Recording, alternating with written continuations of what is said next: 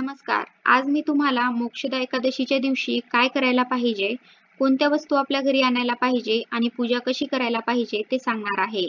घरात सुख समृद्धी सदैव नांदण्यासाठी आणि कोणत्याही गोष्टीचा मोह दूर करण्यासाठी मोक्षदा एकादशीचं व्रत आवर्जून केलं जातं. मोक्षदा एकादशी या वर्षातील शेवटची एकादशी असणार आहे. म्हणून वर्षातील शेवटच्या मार्गशीर्ष शुद्ध एकादशीला आवर्जून काही गोष्टी करायला चुकूनही विसरू नका. ज्याचा लाभ तुम्हाला येणाऱ्या नवीन वर्षी म्हणजेच 2024 या वर्षातही मिळेल. देवी लक्ष्मीचा आशीर्वाद वर्षभर तुमच्यावर राहील. मग या दिवशी कोणते विशेष उपाय करावे आणि कोणत्या विशेष वस्तू मोक्षदा एकादशीला आपल्या घरी आणायच्या आहेत, ज्यामुळे झोपलेले भाग्य सुद्धा जागृत होईल आणि सुख समृद्धी मिळेल. वर्षातील शेवटची एकादशी ही मार्गशीर्ष महिन्यातील शुक्ल पक्षात शुक्रवार दिनांक 22 डिसेंबरला मोक्षदा स्मार्त एकादशी स्वरूपात साजरी केली जाईल. तर शनिवारी दिनांक 23 डिसेंबरला भागवत एकादशी असणार आहे. एकादशीचं व्रत हे भगवान श्रीहरी विष्णूला समर्पित करण्यात आलंय. या दिवशी मोक्ष प्राप्ती आणि पितरांच्या मोक्षासाठी पूजा केली जाते. भगवान श्रीहरी विष्णू शिवाय श्रीमद भागवत गीता, भगवान श्रीकृष्ण आणि माता लक्ष्मी यांची पूजा करणाऱ्यांचे सर्व संकट नाहीसे होतात, पापे नष्ट होतात आणि मुलांचाही उद्धार होतो. त्याचप्रमाणे मोक्षदा एकादशीच्या दिवशी काही वस्तू घरी आणल्यास अनेक समस्यापासूनही मुक्तता मिळते आणि सदैव घरात सुख समृद्धी राहते. तर पहिली वस्तू जी तुम्ही मोक्षदा एकादशीला घरी आणू शकता ती म्हणजे माशांची मूर्ती. कारण हिंदू धर्मात भगवान श्रीहरी विष्णूच्या 10 अवतारांपैकी मत्स्य हा पहिला अवतार मानला जातो. त्यामुळे मोक्षदा एकादशीच्या दिवशी माशांची चांदीची मूर्ती घरी आणून घराच्या उत्तर दिशेला स्थापित केल्यास घरातील वास्तुदोष नाहीसे होतात. या व्यतिरिक्त चांदीची मूर्ती घेणे शक्य नसेल तर माशांची कोणतीही प्रतिमा किंवा माशांची जोडी पितळची किंवा पंचधातूची किंवा अन्य धातूंचीही खरेदी केली जाऊ शकते. यामुळे सुद्धा नक्कीच घरातील वास्तुदोष दूर होण्यास मदत होते. त्यानंतर दुसरी वस्तू म्हणजे पांढरा हत्ती. मान्यतेनुसार मोक्षदा एकादशीच्या दिवशी घरी पांढऱ्या हत्तीची मूर्ती आणल्यानं वास्तुदोष दूर होतात. कारण पांढरा हत्ती हा भगवान श्रीहरी विष्णूंना आणि देवी लक्ष्मी मातेला अत्यंत प्रिय आहे. त्यानंतर तिसरी वस्तू तुम्ही घरी आणू शकता ती म्हणजे तुळस. एकादशीच्या दिवशी तुळशी मातेची पूजा करणं शुभ मानलं जातं. या पूजेनं भगवान श्रीहरी विष्णू प्रसन्न होतात. शिवाय तुळशी मातेला लक्ष्मीचं रूप मानलं गेलंय. म्हणून मोक्षदा एकादशीच्या दिवशी तुळशीचं रोप घरी आणावं. त्यामुळे माता लक्ष्मीचा आशीर्वाद आपल्या घरावर कायम राहतो. याचबरोबर चौथी वस्तू म्हणजे कामधेनू गायीची प्रतिमा. प्राचीन काळी समुद्र मंथनादरम्यान क्षीरसागरातून कामधेनू गाय प्रकट झाली होती. म्हणून कामधेनू गायीला विशेष महत्त्व आहे. ती घरात सुख समृद्धी घेऊन येते. म्हणून मोक्षदा एकादशीच्या दिवशी कामधेनू गायीची मूर्ती आवर्जून आणावी आणि ती घरात स्थापित करून तिची पूजा करावी. असं करणं शुभ मानलं गेलं जातं. यामुळे घरात सदैव सुख समृद्धी वास करते. आणि या व्यतिरिक्त जर आपण जीवनात वारंवार आर्थिक संकटांचा सामना करत असाल, जर आपल्याकडे उत्पन्नाचे अनेक स्रोत नसतील, तर मोक्षदा एकादशीला ओम नमो भगवते वासुदेवाय या मंत्रांचा जप तुळशीच्या माळेनं करावा.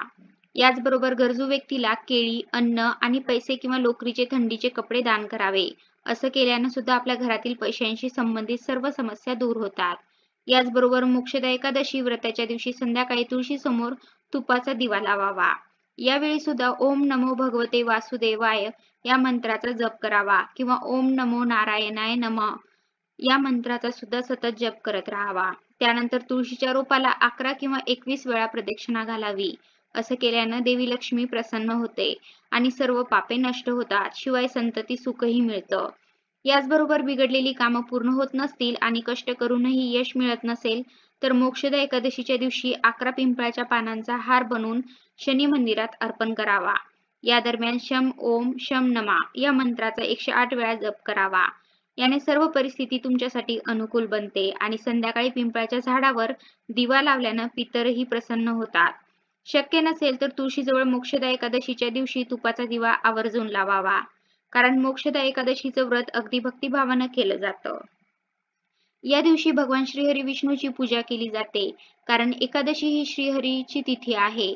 या दिवशी श्रीहरी विष्णू भक्त तसेच विठ्ठल भक्त उपवास करत असतात आणि भगवान श्रीहरी विष्णू आपल्या भक्तांना कधीही नाराज करत नाहीत. मोक्षदा एकादशीचं महात्म्य महाभारतात सांगितलं. महाभारतात युद्ध सुरू असताना अर्जुन मोहग्रस्त झाला होता. त्यावेळी भगवान श्रीकृष्णांनी गीतेचा उपदेश देऊन अर्जुनाला त्या मोहातून बाहेर काढलं. त्या दिवशी मार्गशीर्ष महिन्याची शुक्ल पक्षाची एकादशी होती. तेव्हापासून या एकादशीला मोक्षदा एकादशी म्हटलं जातं. शिवाय पौराणिक कथेनुसार या दिवशी भगवान श्रीकृष्णांची पूजा केल्यानं मोक्षाची प्राप्ती मिळते. त्यामुळे वारकरी संप्रदायात ही एकादशी अतिशय महत्त्वाची मानली जाते. मोक्षदा एकादशीला तुम्ही सुद्धा पूजा करणार असाल तर त्या पूजेची विधी जाणून घेऊया.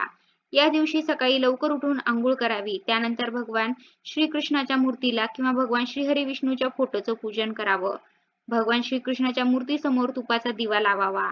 देवाला खडीसाखरेचा नैवेद्य दाखवावा. या दिवशी संपूर्ण दिवस उपवास करावा किंवा काही फळ खाऊन देखील तुम्ही हे व्रत करू शकता. हे व्रत करून दुसऱ्या दिवशी भगवान श्रीकृष्णाची पूजा करावी आणि ब्राह्मणांना किंवा गरजूंना अन्नदान करावं. एकादशी तिथीला उपवास करून भगवान श्रीहरी विष्णूची पूजा केल्यानं किंवा भगवान श्रीकृष्णाची पूजा केल्यानं आपल्याला सुख समृद्धी मिळत असतं. तर आधी सांगितल्याप्रमाणे या वर्षाची शेवटची एकादशी तिथी मार्गशीर्ष महिन्याच्या शुक्ल पक्षात असून 22 आणि 23 डिसेंबर रोजी आहे. शुक्रवार 22 डिसेंबर रोजी मोक्षदा स्मार्त एकादशी आहे. तर शनिवारी 23 डिसेंबरला भागवत एकादशी आहे.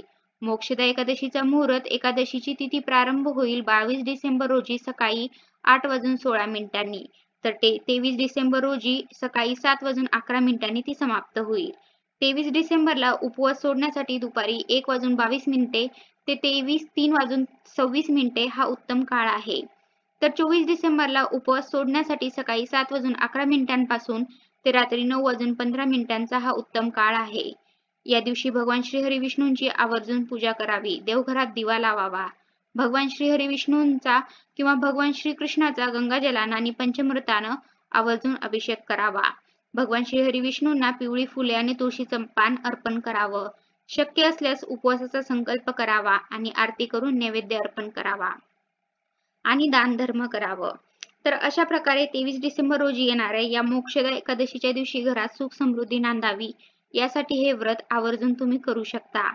त्याचं फळ तुम्हाला नक्कीच मिळेल. धन्यवाद.